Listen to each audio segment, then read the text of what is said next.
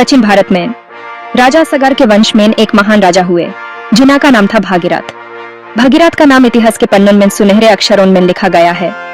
उनकी कहानी एक ऐसी कहानी है जो त्याग, तपस्या और दृढ़ संकल्प से भरी हुई है। वे अयोध्या के राजा दिलीप के पुत्र थे। भागीरथ का जन्म एक राजसी परिवार में हुआ था, जहां उन्होंने बचपन से ही राजकुमार के रूप में जीवन जीना सीखा। उन्होंने अपने पिता से राज्य का प्रबंधन और प्रजा के प्रति दायित्व का ज्ञान प्राप्त किया। भागीरथ एक प्रतापी और न्यायप्रिय राजा थे। वे अपनी प्रजा के हित के लिए सदैव तत्पर रहते थे।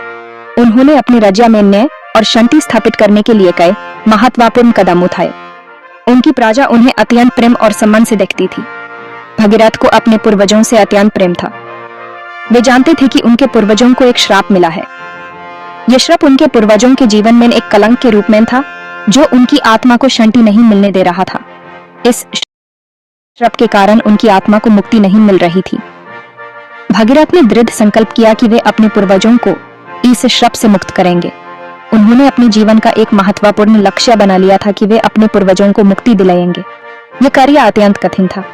इसके लिए उन्हें गंगा नदी को स्वर्ग से धरती पर लाना पड़ा। गंगा को धरती पर लाना एक असंभव प्रयास था, लेकिन भागीरथ ने अपने संकल्प को कभी कमजोर नहीं पड़ने दिया। गंगा पवित्रता की देवी मानी जाती थी। उनका स्पर्श पापों को धो देता था। गंगा का जल पवित्र और शुद्ध माना जाता था, जो हर प्राणी के पापों को धो सकता था और उन्हें मुक्ति दिलाने में सक्षम था। भागीरथ जानते थे कि केवल गंगा के जल से ही उनके पूर्वजों को मुक्ति मिल सकती है। उन्होंने अपने पूर्वजों के श्राप को दूर करने के लिए कठिन तपस्या और प्रार्थना की। उनकी तपस्या और श्रद्धा ने अंततः गंगा को पृथ्वी पर आने के लिए प्रेरित किया, और इस प्रकार भागीरथ ने अपने पूर्वजों को मुक्ति दिलाई। राजा सगर के 7,000 पुत्र थे। ये पुत्र बहुत ही शक्तिशाली और वीर थे, जो अपने पिता के आदेश पर अपनी जान भी दे सकते थे। उन्होंने अपने राज्य को समृद्ध और सुरक्षित बनाया था। एक यज्ञ के दौरान उनका अश्वमेध कुमारों द्वारा अपहरण कर लिया गया। यह यज्ञ बहुत ही महत्वपूर्ण था, जो उनके राज्य की शक्ति और सामर्थ्य को दिखाता था। अश्वमेध यज्ञ के दौरान एक घोड़ा छोड़ दिया जाता था, जो जहां जाता वहां के राजा को युद्ध या समर्पण का चुनाव करना पड़ता था। सगर के पुत्रों ने अश्व को कपिल मुनि के आश्रम में पाया। उन्होंने सोचा कि मुनि ने ही घोड़े को छुपाया होगा, और बिना सोचे समझे उन्होंने मुनि पर आरोप लगाया। उन्होंने मुनि पर चोरी का आरोप लगाया। यह आरोप कपिल मुनि के लिए अत्यंत अपमानजनक था, क्योंकि उन्होंने अपनी पूरी जिंदगी तपस्या और ध्यान में बिताई थी। कपिल मुनि क्रोधित हो गए। उनका क्रोध इतना भयानक था कि उन्होंने अपनी तपस्या से उत्पन्न अग्नि को प्रकट कर दिया। उन्होंने अपनी तपस्या से उत्पन्न अग्नि से सगर पुत्रों को भस्म कर दिया। यह अग्नि इतनी प्रचंड थी कि उसने सभी पुत्रों को तुरंत भस्म कर दिया और उनकी आत्माओं को प्रेत योनि में भटकने के लिए मजबूर कर दिया। उनकी आत्माएं प्रेत योनि में भटकने लगी। यह आत्माएं शांति और मुक्ति के लिए तरस रही थी, लेकिन उन्हें मुक्ति मिलने का कोई रास्ता नजर नहीं आ रहा था। केवल गंगा के पवित्र जल से ही उन्हें मुक्ति मिल सकती थी। गंगा का पवित्र जल ही उन्हें इस दुख और पीड़ा से मुक्ति दिलाने में समर्थ था। ये जानकर राजा भागीरथ ने अपने पूर्वजों की आत्माओं को शांति दिलाने का दृढ़ संकल्प लिया। उन्होंने अपनी तपस्या और प्रार्थना से गंगा को पृथ्वी पर लाने का संकल्प किया, ताकि उनके पूर्वजों की आत्माएं शांति और मुक्ति प्राप्त कर सकें। अपने पूर्वजों के ये प्रति समर्पण भाव से ओतप्रोत भागीरथ ने गंगा को धरती पर लाने का निश्चय किया। उन्होंने अपना राजपाट त्याग दिया। वे घने जंगल में चले गए। वहां उन्होंने कठोर तपस्या आरंभ की। वर्षों तक वे एक पैर पर खड़े रहे। उन्होंने केवल हवा और फल खाए। धूप, बारिश और सर्दी किसी भी कष्ट ने उन्हें विचलित नहीं किया। उनकी तपस्या से तीनों लोग गर्म गए। देवता, ऋषि और मनुष्य सभी उनके समर्पण को देखकर आश्चर्यचकित थे। भागीरथ की कठोर तपस्या से प्रसन्न होकर ब्रह्मा जी प्रकट हुए। भागीरथ ने अपनी तपस्या में अपने शरीर और मन को पूरी तरह से समर्पित कर दिया था। उनकी तपस्या इतनी कठिन थी कि उसने ब्रह्मा जी को भी प्रभावित कर दिया। उन्होंने भागीरथ से वरदान मांगने को कहा। ब्रह्मा जी ने कहा, हे भागीरथ, तुम्हारी तपस्या से मैं बहुत प्रसन्न हूँ।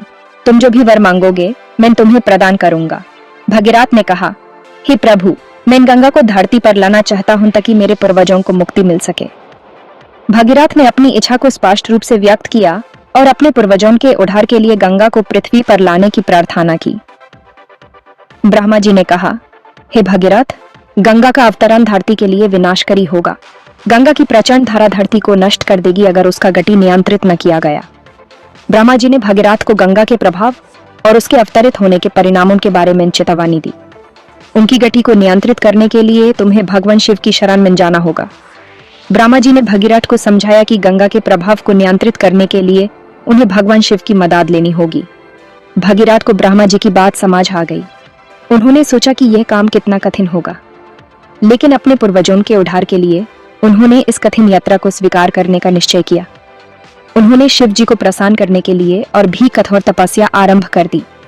भागीरथ ने अपनी तपस्या को और भी कठिन बनाया और शिव जी को प्रसन्न करने के लिए अपने मन और शरीर को पूरी तरह से समर्पित कर दिया।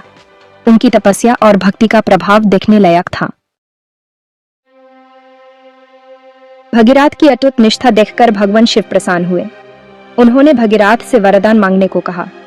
भगीरथ ने कहा, हे महादेव, कृपया गंगा को अपनी जटाओं में समेट लें ताकि उनका वेग कम हो जाए और वे धरती पर अवतरित हो सकें। शिव जी ने भगीरथ की प्रार्थना स्वीकार कर ली। उन्होंने गंगा को अपनी जटाओं में समेट लिया। अब गंगा को धरती पर लाने का मार्ग प्रशस्त हो गया था।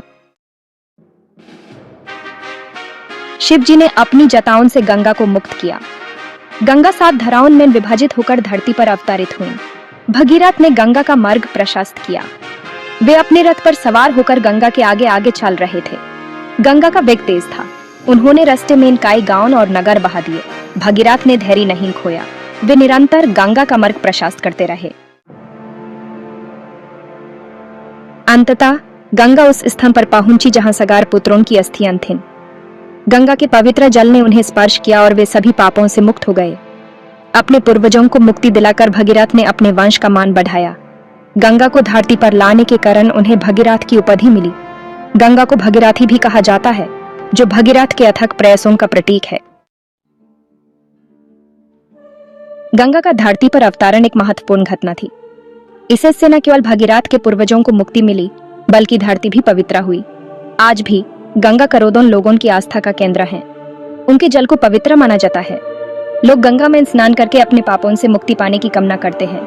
भगीरथ की कथा हमें समर्पण, दृढ़ संकल्प और प्रेम का महत्व सिखाती है। गंगा को नारी शक्ति के रूप में भी देखा जाता है। वे जीवनदायिनी हैं। उनका जल धरती को उपजाऊ बनाता है। गंगा की कथा हमें बताती है कि नारी शक्ति कितनी महान होती है। ये कथा हमें नारी का सम्मान करना और उनकी शक्ति का सदुपयोग करना सिखाती है।